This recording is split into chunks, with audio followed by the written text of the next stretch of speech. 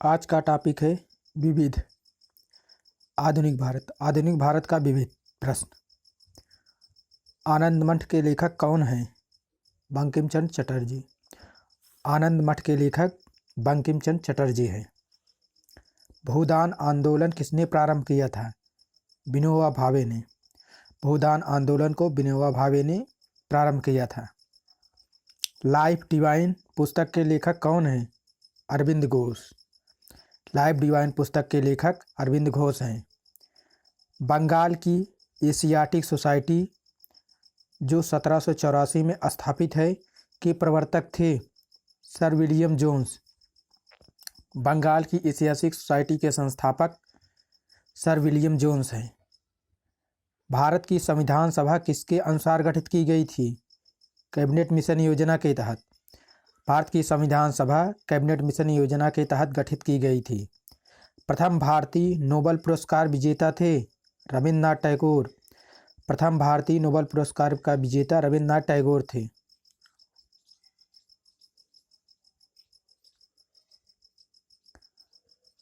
हमारा राष्ट्रीय गीत वंदे मातरम है। कहाँ से संकलित है? आनंद मठ से। जो राष्ट्रीय गीत है वंदे मातरम ये आनंद मठ से लिया गया है। भारत का राष्ट्रीय पंचांग किस संवत पर आधारित है? शक संवत पर। भारत का राष्ट्रीय पंचांग शक संवत पर आधारित है। दिल्ली में केंद्रीय सचिवालय के उत्तरी दक्षिणी खंडों की वास्तुविद कौन था? Edward Lutyens. जो दिल्ली में केंद्रीय सचिवालय का उत्तरी दक्षिणी ध्रुव खंड का वास्तुविदी एडवर्ड लुटियंस था। भारत की शासन व्यवस्था में पहली बार प्रतिनिधि एवं लोकप्रिय तत्व को समाविष्ट करने का प्रयास किस माध्यम से किया गया? 1892 का भारतीय परिषद अधिनियम। भारत की शासन व्यवस्था में पहली बार प्रतिनिधि एवं लोकप्रिय तत्व को समाविष्ट करने का प्रयास 1892 का भारतीय परिषद अधिनियम से किया गया था। किस गवर्नर के कार्यकाल के दौरान 1921 में कलकत्ता में विक्टोरिया मेमोरियल हॉल का निर्माण कार्य पूरा हुआ? रीडिंग के कार्यकाल में कलकत्ता में विक्टोरिया मेमोरियल हॉल का निर्माण कार्य पूरा हुआ।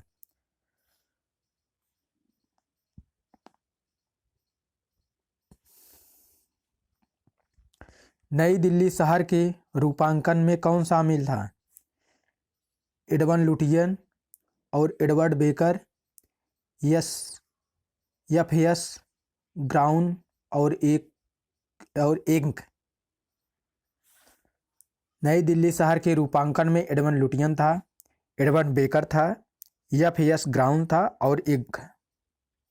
किसने 1898 बनारस में सेंट्रल हिंदू कॉलेज स्थापित किया था जो बाद में बनारस हिंदू विश्वविद्यालय का केंद्र बन गया? Annie Besant. जो एनी बेसेंट थे 1898 बनारस में सेंट्रल हिंदू कॉलेज स्थापित किया जो बाद में बनारस हिंदू विश्वविद्यालय बन गया जिसे शॉर्टकट में BHU कहते हैं। भारत के राष्ट्रीय ध्वज का डिजाइन किसने तैयार किया था? मैडम भीखाजी कामा ने। भारत के राष्ट्रीय ध्वज का डिजाइन मैडम भीखा कामा ने तैयार किया था। देवदास उपन्यास के रचनाकार है शरत चंद्र चट्टोपाध्याय। देवदास उपन्यास के रचनाकार है शरत चंद्र चट्टोपाध्याय। चित्रा उपन्यास किसके द्वारा लिखा गया था? रविन्द्रनाथ टैगोर द्वारा। चित्रा उपन्यासकार रविन्द्रनाथ टैगोर द्वारा लिखा गया था। हंगरी स्टोन जिसे इंग्लिश में क्षुधित पाषाण कहते हैं हिंदी में, और हंगरी स्टोन के रचयिताकार रविन्द्रनाथ टैगोर हैं। हंगरी स्टोन के रचयिता रविन्द्रनाथ टैगोर हैं। क्षुधित पाषाण।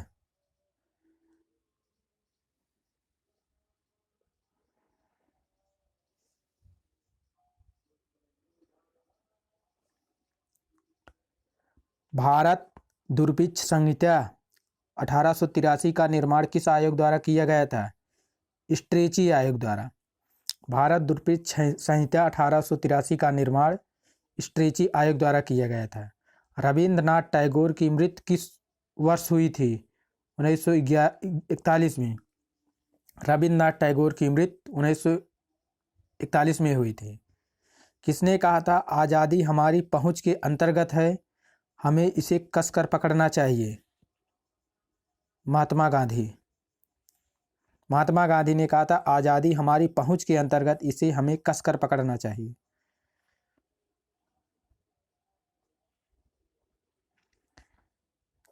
किस पहले अध्यक्ष ने औपचारिक विग त्याग कर गांधी टोपी पहनकर सदन की अध्यक्षता की? जीवी मालंकर ने। जीवी मालंकर ने विग त्याग कर गांधी टोपी पहनकर सदन की अध्यक्षता की। राजनैतिक स्वतंत्रता राष्ट्र का जीवन श्वास है, कहा था? अरविंद घोष ने। राजनैतिक स्वतंत्रता राष्ट्र का जीवन श्वास है, कहा था? अरविंद घोष ने। ब्रिटिश हाउस ऑफ कॉमन्स का चुनाव जिस प्रथम भारतीय ने लड़ा था वे थे W C. Banerjee. British House of Commons का चुनाव जिस भारतीय ने लड़ा था वे थे डब्ल्यू.सी. बनर्जी।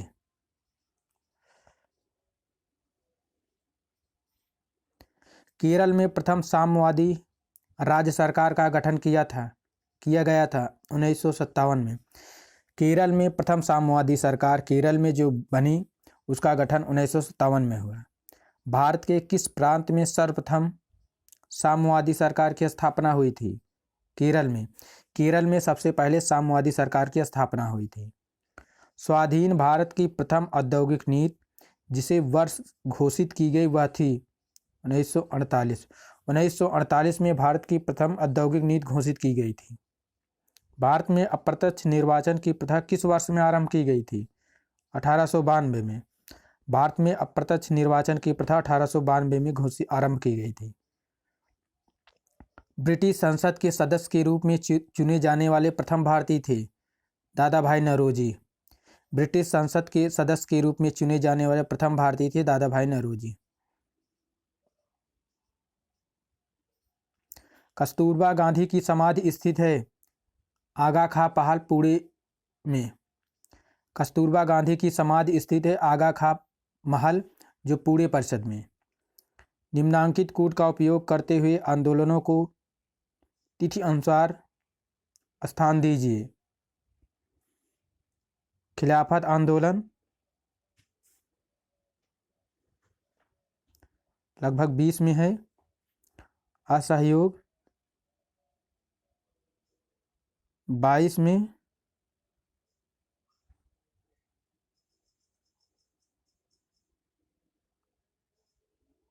संविधान अंग 30 में 1930 में। भारत छोड़ो 1942 में। सी सही है।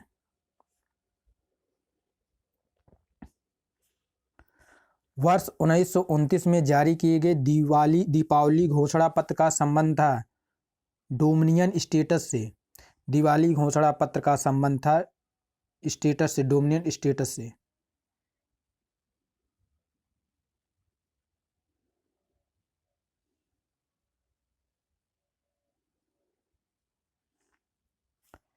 देवबंद के उस विद्वान का नाम बताएं जिन्होंने स्वतंत्रता आंदोलन में महत्वपूर्ण भूमिका निभाई। अबुल कलाम आज़ाद। देवबंद के उस विद्वान का नाम बताइए जिन्होंने स्वतंत्रता आंदोलन में महत्वपूर्ण भूमिका निभाई। अबुल कलाम आज़ाद। बंगाल दुर्भिक्ष का वर्ष जिसमें लाखों लोग दिवंगत हुए थे क्या है? 1943 में। बंगाल दुर्भिक्ष 1943 में हुआ था। जो बंगाल में दुर्भिक्ष आया था 1943 में। 15 अगस्त 1947 के बाद भारत का कौन सा भाग पुर्तगाल के अधीन बना रहा? गोवा। 15 अगस्त 1947 के बाद भी गोवा जो था वो पुर्तगाल के अधीन बना रहा। प्रेम पचीसी के रचनाकार हैं प्रेमचंद्र। प्रेम पचीसी के रचनाकार प्रेमचंद्र हैं। विश्व इतिहास की झलक जिसे ग्लाइम्सी ऑफ वर्ल्ड हिस्ट्री के रचयिता हैं जवाहरलाल नेहरू। विश्व इतिहास की झलक के रचयिताकार हैं जवाहरलाल नेहरू। 27 दिसंबर 1941 में पहली बार जनगण मन कहाँ गाया गया था? कोलकाता में।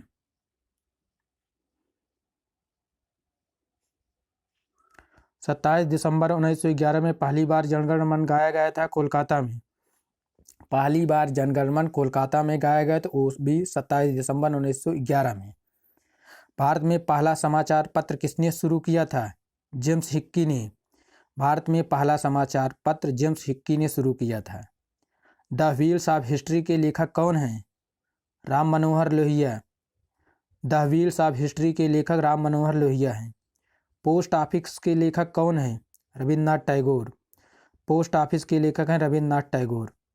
किसे इस्पात का चौखटा स्टील फ्रेम की संज्ञा दी गई है? भारतीय नागरिक सेवा, इसे इंग्लिश में ICS कहते हैं, इंडियन सिविल सर्विस। इसे इस्पात का मखौटा इंग्लिश में स्टील फ्रेम की संज्ञा दी गई है। गोदान की रचनाकार कौन है? प्रेमचंद। गोदान के रचनाकार प्रेमचंद्र हैं। भारत भारती के रचनाकार हैं मैथिली शरण गुप्त। भारत भारती के रचनाकार हैं मैथिली शरण गुप्त। सेंट्रल आयोग का संबंध किससे था? शिक्षा से। जो सेंट्रल आयोग शिक्षा से संबंधित है। ब्रिटिश ने भारत में प्रांतीय स्वायत्तता कब से लागू की गई? भारत सरकार अधिनियम 1935 से। ब्रिटिश ने भारत में प्रांतीय स्वायत्तता भारत सरकार अधिनियम 1935 से लागू की गई थी। खिलाफत आंदोलन का आरंभ किया था अली बंधुओं ने। खिलाफत आंदोलन का आरंभ किया था अली बंधुओं ने। भारत में सिविल सेवाओं का सूत्रपात किसने किया? लॉर्ड कॉर्नवालिस ने। भारत में सिविल सेवाओं का सूत्रपात किसने किया? लॉर्ड कॉर्नवालिस ने। अमृत बाजार पत्रिका की स्थापना की शिशिर कुमार घोष ने। अमृत बाजार पत्रिका की स्थापना की शिशिर कुमार घोष ने। झंडा गीत किसने लिखा? श्यामलाल गुप्त पार्षद ने। झंडा गीत को लिखा था श्यामलाल गुप्त पार्षद ने। नागरिक सेवाओं के लिए प्रतियोगी परीक्षा प्रणाली को सिद्धांततः स्वीकार किया गया था 1853 में। सिविल सर्विस की परीक्षा को शुरू किया गया था 1853 में।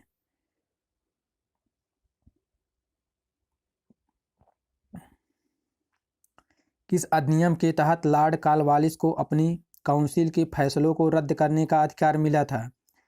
1786 एक्ट में। 1786 एक्ट के तहत लॉर्ड कॉर्नवालिस को अपनी काउंसिल के फैसलों को रद्द करने का अधिकार था। उपन्यास दुर्गेश नंदिनी के लेखक है बंकिम चंद्र चटर्जी। दुर्गेश नंदिनी के लेखक है बंकिम चंद्र चटर्जी। भारतीय राजनीति में 1974 के बाद किस महिला ने सर्वाधिक योगदान दिया? अडवा आसफ अली ने। अडवा आसफ अली ने राजनीति 1974 के बाद महिला में सर्वाधिक योगदान दिया। वंदे मातरम गीत लिखा था बंकिम चंद्र चटर्जी ने। वंदे मातरम गीत लिखा था बंकिम चंद्र चटर्जी ने। किस वर्ष उड़ीसा बिहार से अलग हुआ? 1936 में। जो उड़ीसा है बिहार से पृथक हुआ 1936 में। 1878 का वर्नाक्यूलर एक्ट प्रेस एक्ट किसने रद्द किया? लॉर्ड रिपन ने। जो 1878 का वर्नाक्यूलर एक्ट प्रेस एक्ट था उसको रद्द किया रिपन ने। अमेरिका में फ्री हिंदुस्तान अखबार किसने शुरू किया था? तारकनाथ दास ने। जो अमेरिका में फ्री हिंदुस्तान अखबार शुरू किया था उसे तारकनाथ दास ने शुरू किया था। इंडियन अनरेस्ट का लेखक कौन था? वैलेंटाइन सियोल ने। इंडियन अनरेस्ट का लेखक वैलेंटाइन सियोल था। स्वदेश वाहिनी के संपादक थे के रामकृष्ण पिल्ले ने। स्वदेश वाहिनी के संपादक थे के रामकृष्ण पिल्ले ने। किस भाषा में द इंडियन ओपिनियन पत्र नहीं छापा जाता था? तमिल में। द इंडियन ओपिनियन जो पत्र था तमिल में नहीं छापा जाता था। हंटर कमीशन की रिपोर्ट में किसके विकास पर विशेष जोर दिया गया था? प्राथमिक शिक्षा पर। हंटर कमीशन जो था प्राथमिक शिक्षा से संबंधित था।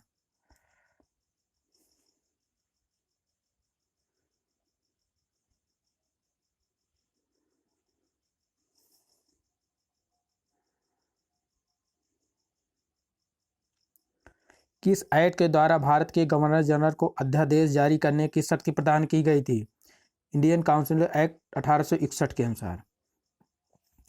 इंडियन काउंसिल एक्ट 1861 के अनुसार भारत के गवर्नर जनरल को अध्यादेश जारी करने की शक्ति 1861 के इंडियन काउंसिल एक्ट में दी गई थी। किसने सर्वप्रथम प्रेस सेंसरशिप लागू की गई थी? वेलेस्ली ने।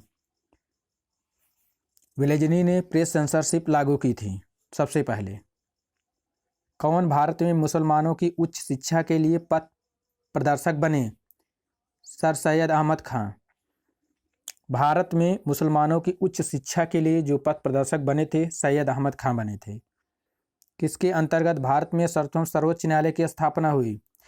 रेगुलेटिंग एक्ट 1773 के अनुसार भारत में सबसे पहले सर्वोच्च न्यायालय की स्थापना हुई। पत्रकार के कर्तव्य का निर्वहन करते हुए जेल जाने वाले प्रथम भारतीय थे बाल गंगाधर तिलक।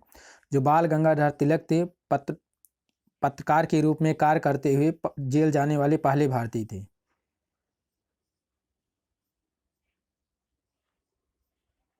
स्वतंत्र भारत का अंतिम गवर्नर जनरल कौन था? सी राजगोपालाचारी। स्वतंत्र भारत का अंतिम गवर्नर जनरल सी राजगोपालाचारी था।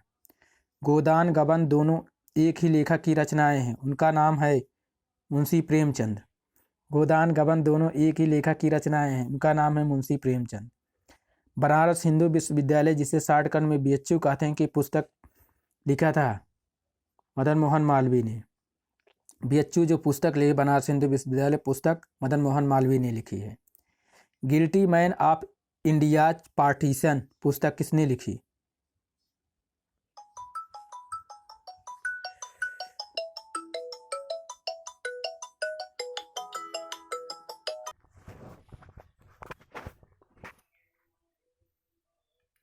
किस विद्रोह को बंकिम चंद्र चटर्जी ने अपने उपन्यास आनंदमठ में उल्लेख कर प्रसिद्ध किया है?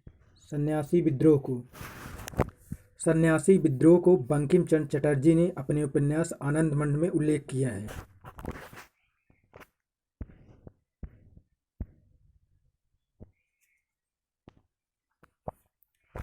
Lectures from Colombo to Almora किस एक के अनुभव पर आधारित है? Swami Vivekananda. Lectures from Colombo to Almora Swami Vivekananda के विवेक के अनुभव पर आधारित है। मॉन्टेग्यू चेम्सफोर्ड की रिपोर्ट आधार बनी भारत सरकार अधिनियम 1919। मॉन्टेग्यू चेम्सफोर्ड की रिपोर्ट जो आधार बनी थी भारत सरकार अधिनियम 1919 के। 1854 को वुड विज्ञप्ति, जिसे वुड डिस्पैच इंग्लिश में कहते हैं, में अभिव्यक्त शिक्षा का लक्ष्य था भारत में पाश्चात्य संस्कृत का विस्तार। भारत में पाश्चात्य संस्कृत का जो विस्तार था 1854 की वुड विज्ञप्ति में अभिव्यक्त शिक्षा का लक्ष्य था। 1942 के क्रिप्स मिशन की एक महत्वपूर्ण पहलू था द्वितीय विश्व युद्ध के तुरंत पश्चात भारत संघ की स्थापना करना, उसे डोमिनियन राज्य प्रदान करना। 1942 से क्रिप्स का एक महत्वपूर्ण पहलू था द्वितीय विश्व युद्ध के समाप्ति के तुरंत बाद भारत संघ की स्थापना करना, उसे डोमिनियन पद प्रदान करना।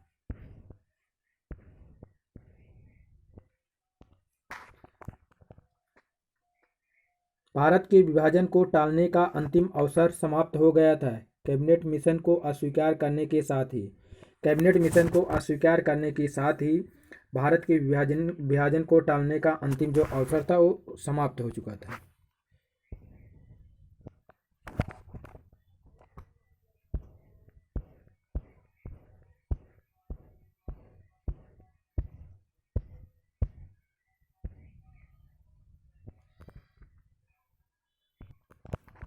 उन्नीस 1935 के भारत अधिनियम द्वारा प्रस्तावित फेडरल यूनियन में राष्ट्रीय प्रांतों को शामिल करने के पीछे अंग्रेज की असली मंशा थी राष्ट्रवादी नेताओं के साम्राज्यवादी विरोधी सिद्धांतों को व्यर्थ करने के लिए राजाओं का इस्तेमाल करना। राष्ट्रवादी नेता के साम्राज्य विरोधी सिद्धांत को जो व्यर्थ करने के लिए राजाओं का इस्तेमाल करना, ये भारत 1935 के भारत अधिनियम द्वारा प्रस्तावित फेडरल यूनियन में राष्ट्रीय प्रांतों को शामिल करने के पीछे अंग्रेजों की असली मंशा थी। गोल्डन थ्रेशोल्ड नामक कविता संग्रह का रचयिता कौन था? सरोजिनी नायडू। गोल्डन थ्रेशोल्ड के रचयिताकार थे सरोजिनी नायडू। 1935 के भारत सरकार अधिनियम की कौन सी एक विशेषता नहीं थी? केंद्र के साथ राज्यों में दो शासन। केंद्र के साथ राज्यों में दो शासन 1935 के भारत शासन अधिनियम की विशेषता नहीं थी। भारत में ब्रिटेन के सभी संवैधानिक प्रयोगों में सबसे कम समय तक चला 1909 का इंडियन काउंसिल एक्ट। 1909 का जो इंडियन काउंसिल एक्ट था, भारत में ब्रिटेन के सभी संवैधानिक प्रयोग में सबसे कम समय तक चला 1919 का इंडियन काउंसिल एक्ट। इसका प्रस्ताव मई में आया। इसमें अभी भी भारत को विभाजन मुक्त रखने की आशंका थी, जिसका ब्रिटिश प्रांतों से मिलकर बने एक संघीय राज्य का स्वरूप होना था। इसका उद्धरण का संबंध है कैबिनेट मिशन से। कैबिनेट मिशन का प्रस्ताव मई में आया। भारत के विभाजन मुक्त रखने की आकांक्षा थी, जिसका ब्रिटिश प्रांतों से मिलकर बने एक संघीय राज्य का स्वरूप होना था। उस समय जब नेपोलियन की शक्ति के सामने यूरोप में साम्राज्य धाराशाही हो रहे थे, इस गवर्नर जनरल ने भारत में ब्रिटिश पताका फहराए रखा। लॉर्ड हेडिंग, जो लॉर्ड हेडिंग थे, ये जब नेपोलियन की शक्ति के सामने यूरोप पूरा धाराशाही हो रहे थे, ख़त्म हो रहे थे, तब भारत में ब्रिटिश पताका लहराए रखे थे लॉर्ड हेस्टिंग ने। कांग्रेस के नेताओं में से कौन एक कैबिनेट मिशन योजना के पक्ष में पूरी तरह से था? सरदार पटेल। कांग्रेस के नेताओं में से जो सरदार पटेल ने कैबिनेट मिशन योजना में पूरी तरह से पक्ष में थे।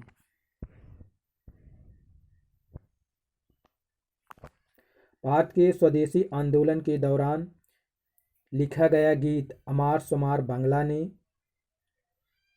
बांग्लादेश को उनकी स्वतंत्रता संग्राम में प्रोत्साहित किया और उसे बांग्लादेश ने राष्ट्रगान के रूप में अपनाया। यह गीत किसने लिखा था? रविन्द्रनाथ टैगोर। रविन्द्रनाथ टैगोर ने अमार सुमार बांग्ला लिखा था, जो बांग्ला की को स्वतंत्रता संग्राम में भी प्रोत्साहित किया और बाद में बांग्लादेश का राष्ट्रगान बना। लॉर्ड मैकाले संबंधित हैं अंग्रेजी शिक्षा से। जो लॉर्ड मैकाले अंग्रेजी शिक्षा से संबंधित है। किसने सुबह आज़ादी नामक कविता लिखी? फैज़ अहमद फैज़ ने। फैज़ अहमद फैज़ ने सुबह आज़ादी कविता लिखी। भारत में प्रथम 3 विश्वविद्यालय कलकत्ता, मद्रास, बम्बई की स्थापना किस वर्ष में हुई? 1857 में। कलकत्ता, मद्रास, बम्बई की स्थापना 1857 में हुई। किसने सोम प्रकाश नामक समाचार पत्र शुरू किया? ईश्वरचंद विद्यासागर ने। ईश्वरचंद विद्यासागर ने सोम प्रकाश नामक समाचार पत्र शुरू किया था।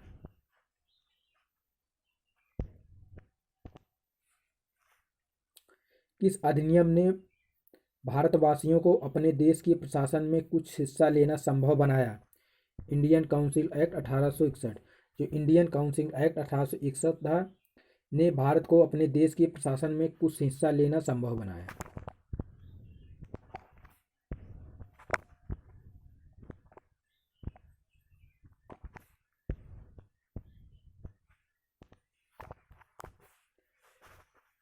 भारतीय क्रांतिकारी संगठन। भारतीय क्रांतिकारी संगठन थे संगठन है, वर्ष है, संस्थापक है, स्थान है।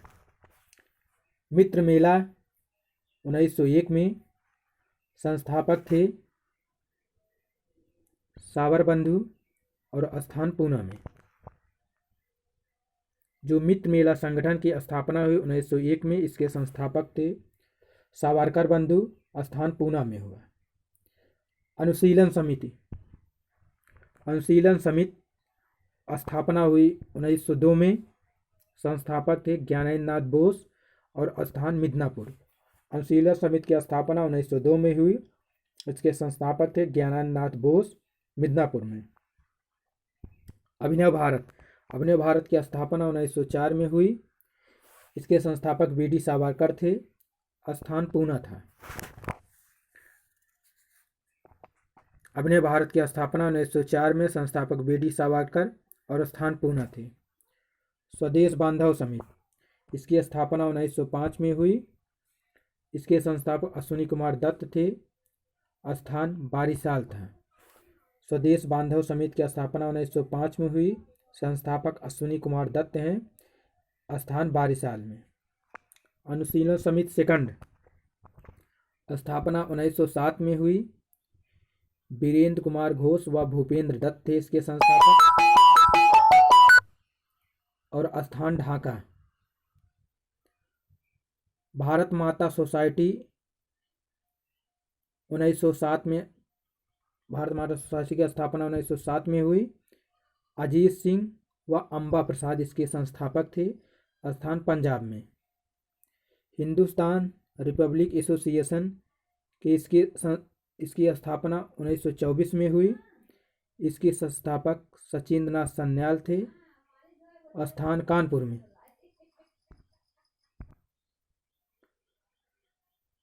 नौजवान सभा की स्थापना 1926 में हुई। इसके संस्थापक भगत सिंह थे। स्थान लाहौर था। नौजवान सभा की स्थापना 1926 में, संस्थापक भगत सिंह थे। स्थान लाहौर थे। हिंदुस्तान सोशलिस्ट रिपब्लिक एसोसिएशन, इसकी स्थापना 1928 में हुई। संस्थापक चंद्रशेखर आज़ाद थे। स्थान दिल्ली था। हिंदुस्तान सोशलिस्ट रिपब्लिक एसोसिएशन के स्थापक वर्ष 1928 में, संस्थापक चंद्रशेखर आज़ाद से। स्थान दिल्ली था।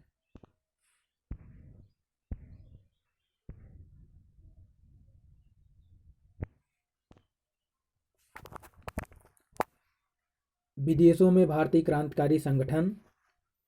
स्थापना वर्ष, संगठन, संस्थापक, देश। कब स्थापना हुई, इसका संगठन क्या क्या नाम था और संस्थापक कौन थे, किस देश में इसका स्थापना हुआ। 1904 में हुआ इंडिया हाउस की स्थापना। इसके संस्थापक श्यामजी कृष्ण वर्मा थे। यह लंदन में, इंग्लैंड में हुआ। 1904 में इंडिया हाउस की स्थापना हुई। इसके संस्थापक श्यामजी कृष्ण वर्मा थे। लंदन, इंग्लैंड में। दूसरा 1906 में इस संगठन का नाम था अभिनव भारत। इसके स्थापना वी.डी. सावरकर थे। लंदन में हुए। 1906 में अभिनव भारत की स्थापना हुई। संस्थापक वी.डी. सावरकर थे। लंदन में हुई। 1907 में इंडियन इंडिपेंडेंस लीग की स्थापना हुई। इसके संस्थापक तारकनाथ दास थे। अमेरिका में स्थापना हुई। 1907 में इंडियन इंडिपेंडेंस लीग की स्थापना हुई। तारकनाथ दास थे इसके संस्थापक। देश था अमेरिका। 1913 में गदर पार्टी की स्थापना हुई। इसके संस्थापक थे Hardayal Ramchandra Barkatullah. San Francisco, America में स्थापना हुई। 1913 में गदर पार्टी का स्थापना हुई। लाला हरदयाल रामचंद्र व बरकतुल्ला थे संस्थापक। सैन फ्रांसिस्को, अमेरिका में। 1914 में इंडियन इंडिपेंडेंस लीग की स्थापना हुई। इसके संस्थापक थे लाला हरदयाल व वीरेंद्र नाथ चट्टोपाध्याय। इसकी स्थापना हुई बर्लिन, जर्मनी में। 1914 में इंडियन इंडिपेंडेंस लीग की स्थापना हुई। लाला हरदयाल व वीरेंद्र नाथ चट्टोपाध्याय था, बर्लिन में। 1915 में इंडियन इंडिपेंडेंस लीग एवं गवर्नमेंट संगठन है। इसकी स्थापना राजा महेंद्र प्रताप ने किया, काबुल, अफगानिस्तान में। 1915 में इंडियन इंडिपेंडेंस लीग एवं गवर्नमेंट स्थापना हुई। संस्थापक राजा महेंद्र प्रताप थे, काबुल में हुए। 1942 में इंडियन इंडिपेंडेंस लीग की स्थापना हुई। संस्थापक रास बिहारी बोस थे, टोक्यो, जापान में स्थापना हुई। 1942 में इंडियन इंडिपेंडेंस लीग की स्थापना हुई। इसके संस्थापक रास बिहारी बोस थे, टोक्यो, जापान में। 1942 में आज़ाद हिंद फौज की स्थापना हुई। इसके संस्थापक थे रास बिहारी बोस थे, टोक्यो, जापान में। 1942 में आज़ाद हिंद फौज की स्थापना हुई। इसके संस्थापक थे रास बिहारी बोस, टोक्यो, जापान में। 1943 में आज़ाद हिंद फौज का पुनर्गठन हुआ। सिंगापुर में नेता सुभाष चंद्र बोस ने किया। 1943 में आज़ाद हिंद फौज का पुनर्गठन हुआ। सिंगापुर में नेता सुभाष चंद्र बोस ने किया।